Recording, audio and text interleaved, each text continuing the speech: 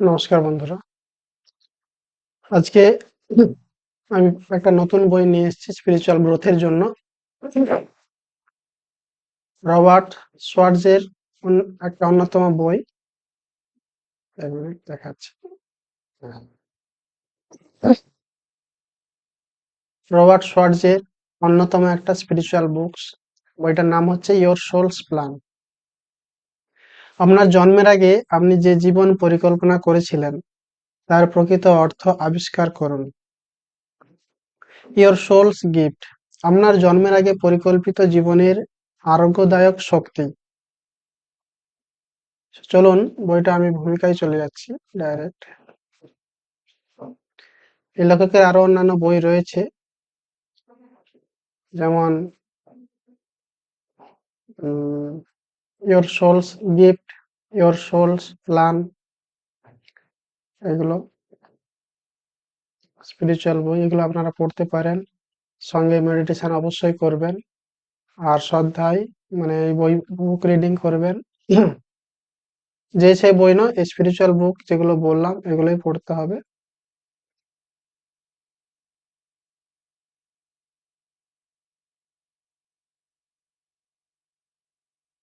আমি ভূমিকা পড়ছি। বছর কয়েক আগে, যখন আমার বয়স 40, তখন আমার জীবন গভীরভাবে অসম্পূর্ণ মনে হতো। লেখক বলছেন, আমি যে কর্পোরেট কাজ করতাম তা ছিল নীরস এবং কোনো গভীর অর্থহীন। তিনি চাকরি করতেন, তার জীবনটা ছিল নীরস, অর্থহীন। এটা তিনি ফিল করতেন অলওয়েজ। যদি আমি একটি রোমান্টিক সম্পর্কের জন্য আকুল ছিলাম, তবু সেটি প্রকাশ বা ম্যানিফেস্ট করতে পারছিলাম না। আমি যেন দেখহীনভাবে জীবনের ভেতর দিয়ে ভেসে যাচ্ছিলাম, যান্ত্রিকভাবে দিন কাটাচ্ছিলাম, যেখানে প্রতিটি নতুন দিন আগের দিনের মতোই ফাঁকা ও অনুপ্রেরণাহীন লাগতো। আমি ভাবতাম, আমি কেন এই পৃথিবীতে আছি? সেই প্রশ্নের উত্তর কি? কিংবা তা কিভাবে খুঁজে পাবো? এর কোনো ধারণাই আমার ছিল না। কখনো কখনো আমার মনে হতো, যদি ঘরে ফিরে যেতে পারতাম। অর্থের সন্ধানে আমি প্রথমবারের মতো একজন সাইকিক মিডিয়ামের সঙ্গে সেশন করি। লেখক বলছেন, তিনি আমার স্পিরিট গাইডদের চ্যানেল করেন এবং তারা আমাকে বলেন, আমি জন্মের আগেই আত্মিক বিকাশের উদ্দেশ্যে আমার জীবনের সবচেয়ে বড় চ্যালেঞ্জগুলো পরিকল্পনা করেছিলাম। এর কিছুদিন পরেই আমি এমন এক নারীর সঙ্গে পরিচিত হই, যিনি নিজের আত্মাকে চ্যানেল করতে পারেন। প্রায় 15 ঘন্টার চ্যানেলিংয়ে তার আত্মা আমাকে বিস্তারিতভাবে জানান জন্মপূর্ব পরিকল্পনার প্রক্রিয়াটি কিভাবে কাজ করে। জন্ম পূর্ব পরিকল্পনার ধারণার সঙ্গে আমি যে গভীর সাযুজ্য অনুভব করছিলাম তা ছিল স্পষ্ট, শক্তিশালী এবং অস্বীকারযোগ্য।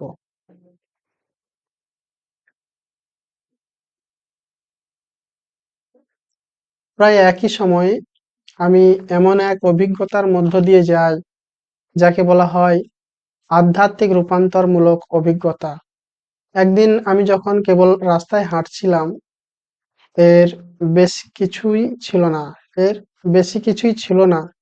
হঠাৎ করে আমার দেখা প্রত্যেক মানুষের জন্য আমি বিশুদ্ধ, প্রবল, নিঃশর্ত ভালোবাসা অনুভব করি। এই ভালোবাসা বাবা-মা, সন্তান বা রোমান্টিক সঙ্গীর প্রতি অনুভূত ভালোবাসা থেকে সম্পূর্ণ ভিন্ন একটি ভালোবাসা ছিল। এটি ছিল ঐশ্বরিক, অতীন্দ্রিয়, সর্বব্যাপী, সম্পূর্ণভাবে আচ্ছন্ন করে ফেলা এবং সীমাহীন এক ভালোবাসা। আমি স্বজ্ঞাতভাবে বুঝতে পারি এই অভিজ্ঞতাটি ছিল আমার আত্মার পক্ষ থেকে দেওয়া একটি উপহার। যেন সে আমাকে বলছে, এই ভালোবাসায় তুমি আসলে কে? আমি সিদ্ধান্ত নেই কর্পোরেট জগৎ ছেড়ে দেওয়ার এবং কেন আমরা শরীরে আগমনের আগে আমাদের সবচেয়ে বড় চ্যালেঞ্জগুলো পরিকল্পনা করি সে বিষয়ে বই লেখার। পরবর্তী বছরগুলোতে আমি your soul's plan, your soul's gift এবং যে বইটি আমি এখন পড়ছেন, এই বইটা আপনি এখন পড়ছেন, সেগুলি লিখি। এই বইগুলো লেখার মধ্য দিয়ে যে জীবন আমার সামনে উন্মোচিত হয়েছে তা এতটাই পরিপূর্ণ এবং এতটাই স্বতন্ত্রভাবে আমার যে 40 বছর বয়সে দাঁড়িয়ে তা কল্পনা করা তা বোঝা আমার পক্ষে অসম্ভব ছিল। এর পাশাপাশি বইগুলোর জন্য আমি যে গবেষণা করেছি তা আমাকে শিখিয়েছে মানবিক দুঃখ কষ্ট এলোমেলো এবং উদ্দেশ্যহীন বা অর্থহীন নয়, বরং তা গভীর অর্থে ভরপুর। এই উপলব্ধি আমার জন্য এক গভীর আরোগ্য এনে দেয়। আমার আশা ও অভিপ্রায় হলো এই বোঝাপড়া যেন আমার জীবনেও একই রকম আরোগ্য নিয়ে আসে। এটা বোঝা খুবই গুরুত্বপূর্ণ যে প্রতিটি মানুষের জীবনের জন্য কেবল একটি সরল সীমাবদ্ধ একরৈখিক জীবন পরিকল্পনা, যাকে আমরা প্ল্যান বলতে পারি, এমনটি নয়।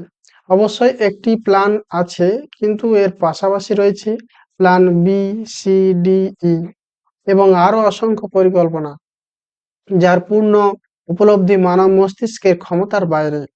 এই অতিরিক্ত পরিকল্পনাগুলো আত্মার পক্ষ থেকে অবতারী মানুষের বিভিন্ন স্বাধীন ইচ্ছার ফ্রি উইল সম্ভাবনাকে হিসেব করে রাখা। আমাদের প্রত্যেকেরই স্বাধীন ইচ্ছা রয়েছে, আর এই স্বাধীন ইচ্ছাই পৃথিবীর বিদ্যালয়কে সত্যিকার অর্থে অর্থবহ করে তোলে। স্বাধীন ইচ্ছা না থাকলে আমরা কেবল যন্ত্রমানব হয়ে যেতাম, যেখানে প্রকৃত শেখা সম্ভবত হতো না।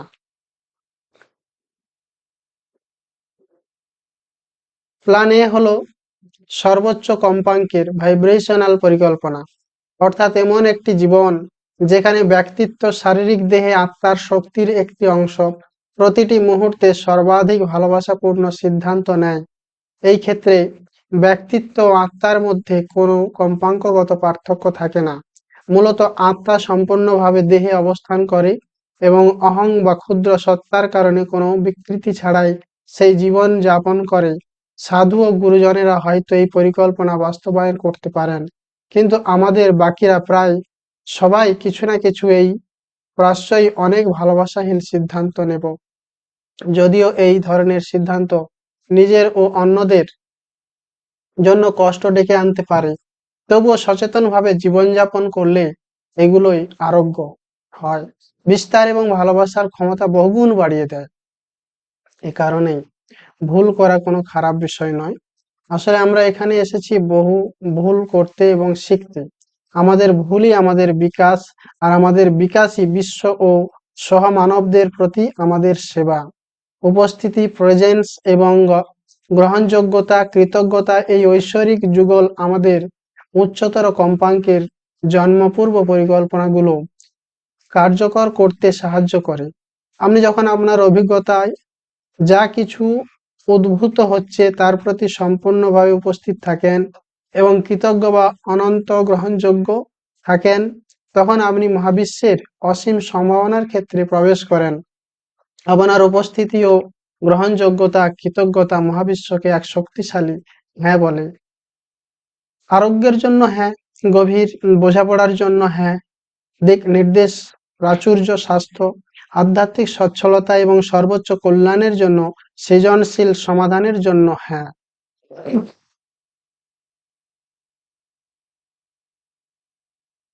জীবনের প্রতি এই শক্তিশালী হ্যাঁ বলা মানে জীবন এবং মহাবিশ্বের মঙ্গলতার উপর বিশ্বাস ও আস্থা রাখা।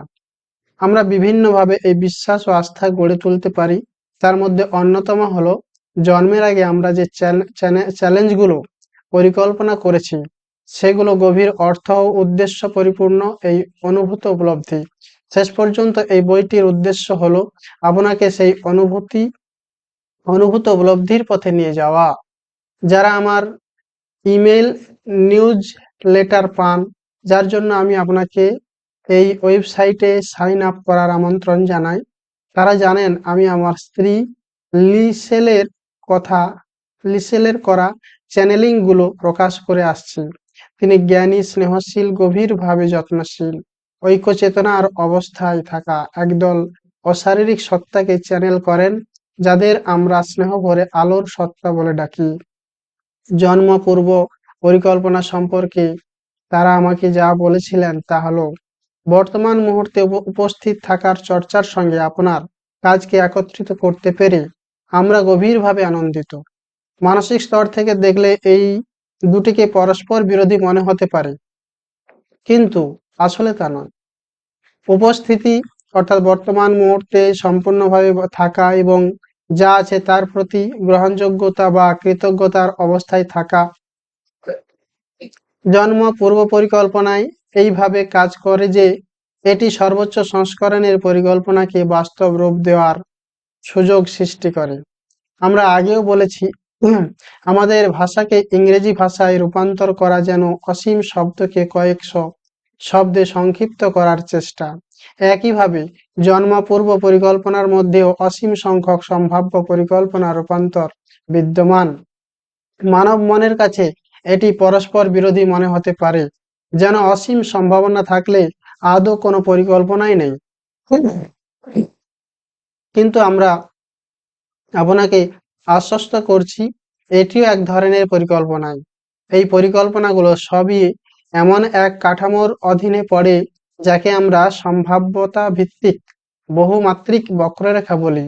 কল্পনার সুবিধার জন্য এর একটি সরল রূপ আপনি গণিত ও পরিসংখ্যানে যে বেল কার্ভ দেখেন তার মতো।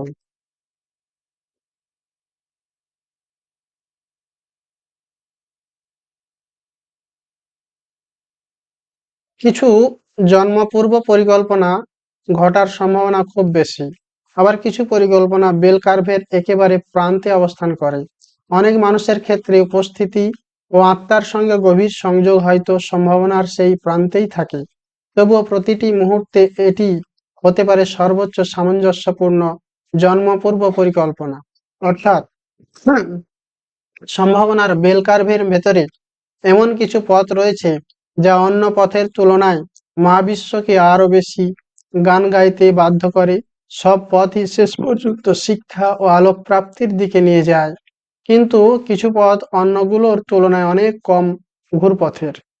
যে পথগুলো গভীরতম সত্তা, উপস্থিতি, আত্মা ও চেতনার সঙ্গে সর্বাধিক সামঞ্জস্যপূর্ণ, সেগুলোই সবচেয়ে সরাসরি এবং তাই সবচেয়ে কম ঘুরপথের।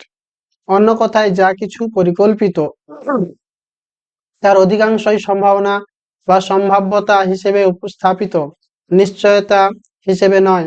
জীবন পরিকল্পনা তরল, ফ্র্যাক্টাল এবং জৈব।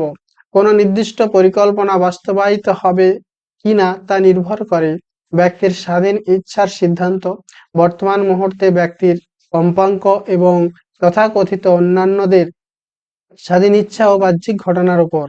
একজন মানুষ যত বেশি সম্পূর্ণভাবে উপস্থিত থাকে, তত স্বাভাবিকভাবে সর্বোচ্চ কম্পাঙ্কের পরিকল্পনা প্রকাশ পায় এবং পৃথিবীর স্তরে বাস্তবায়িত হয়। এই সংস্করণটি আত্ম-উপলব্ধি, গভীর সেবা, আনন্দ, পরিপূর্ণতার দিকে যাওয়ার সবচেয়ে কম কষ্টকর পথ।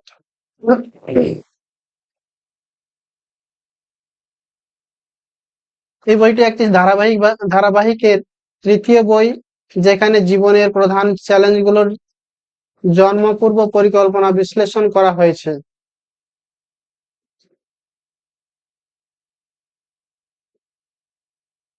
পরবর্তী পাতাগুলোতে আমরা রোমান্টিক সম্পর্কের ভেতরে এবং সম্পর্কের অনুপস্থিতিতেও যে চ্যালেঞ্জগুলো আছে সেগুলোর আত্মা স্তরের পরিকল্পনা নিয়ে আলোচনা করব। আমার আগের দুইটি বইয়ের মতোই এখানে আরোগ্যদায়ক অন্তর্দৃষ্টি ও আলোকপ্রদ তথ্য সংগ্রহ করা হয়েছে জ্ঞানী, করুণাময়, অশারীরিক সত্তাদের সঙ্গে মিডিয়াম ও চ্যানেলের মাধ্যমে কথোপকথনের মধ্য দিয়ে। বারবারা ব্রডস্কি চ্যানেল করেন অ্যারন, একজন উন্নীত গুরু এবং ডিভাইন মাদারকে, যিনি আমাদের মহাবিশ্বের সর্বোচ্চ নারীত্ব চেতনার এক সম্মিলিত রূপ। মাদার মেরি, ওয়ান ইন প্রমুখ। কার্বি লিমিটেড একজন মানুষের আত্মা বা উচ্চতর সত্তাকে চ্যানেল করেন স্টেসি সেই অনুভূত জ্ঞানের পথে পৌঁছে দেওয়ার জন্য।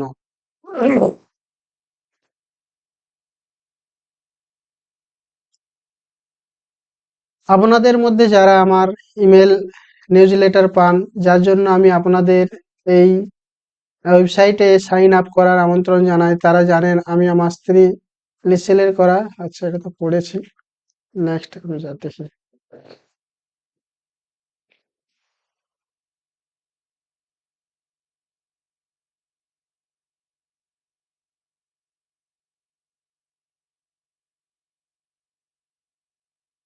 অধ্যায় 1, ইনফাইডেলিটি, বিশ্বাসঘাতকতা। সমীক্ষা বলছে একগামী সম্পর্কের প্রতি 5 জন প্রাপ্তবয়স্কের মধ্যে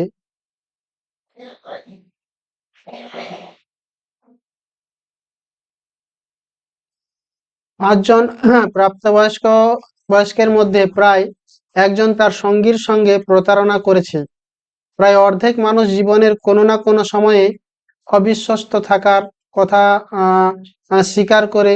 আমি দেখেছি বিশ্বাসঘাতকতা বিশ্বাসকে ধ্বংস করে এবং সন্দেহ, বিভ্রান্তি, রাগ ও প্রতারিত হওয়ার বেদনা, এমনকি নিজেকে অযোগ্য মনে করার অনুভূতিও তৈরি করে। যে সঙ্গী প্রতারণা করে সে অপরাধবোধ ও আত্মঘৃণায় ভুগতে পারে। বহু বছর ধরে গড়ে ওঠা ভালোবাসার বন্ধন এক রাতেই ভেঙে যেতে পারে। বিশ্বাসঘাতকতার ব্যাপকতা দেখে আমার মনে হয়েছে অনেক সময় এটি যেন জন্মের আগেই পরিকল্পিত থাকে। কিন্তু কোনো আত্মা কেন প্রতারিত হতে চাইবে? আরেকটি আত্মা কেন প্রতারক হতে রাজি হবে? এমন কষ্টদায়ক অভিজ্ঞতা কিভাবে আমাদের বিকাশে সাহায্য করতে পারে এবং কারো জন্মপূর্ব পরিকল্পনার ধারণা কিভাবে বিশ্বাসঘাতকতার পর সৃষ্ট ভাঙন থেকে সুস্থ হয়ে উঠতে সহায়তা করতে পারে? এসব প্রশ্নের উত্তর খুঁজতে আমি ট্রিসিয়ার সঙ্গে কথা বলেছিলাম। তার বিবাহিত জীবনে যে প্রতারণার অভিজ্ঞতা হয়েছে সে সম্পর্কে ট্রিসিয়া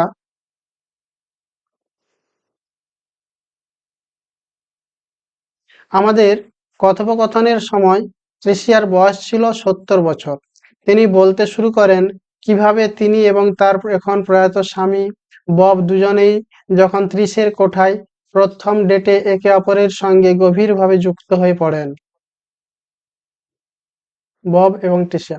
তিনি স্মৃতিচারণ করে বলেন, আমরা একে অপরের সম্পর্কে জানতে থামতেই পারছিলাম না। যেখানে আমরা রাতের খাবার খেয়েছিলাম সেই রেস্তোরাঁ বন্ধ হয়ে গেছিল। তাই আমরা হাঁটতে হাঁটতে গভীর রাত পর্যন্ত কথা বলেছি আর হেসেছি।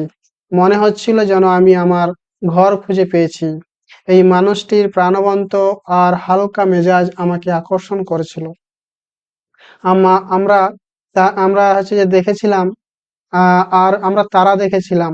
আর সে আমাকে জিজ্ঞেস করলো আমি কি তাকে চুমু দিতে পারি। অবশ্যই আমি বলেছিলাম হ্যাঁ।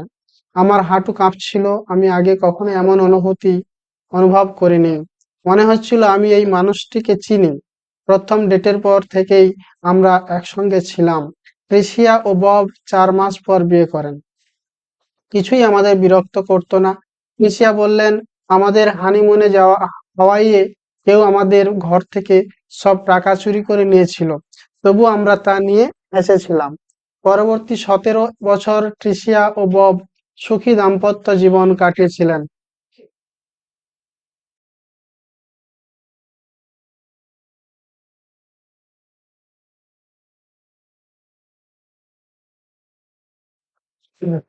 আমাদের কথোপকথনের সময় ট্রিসিয়ার বয়স ছিল 70 বছর।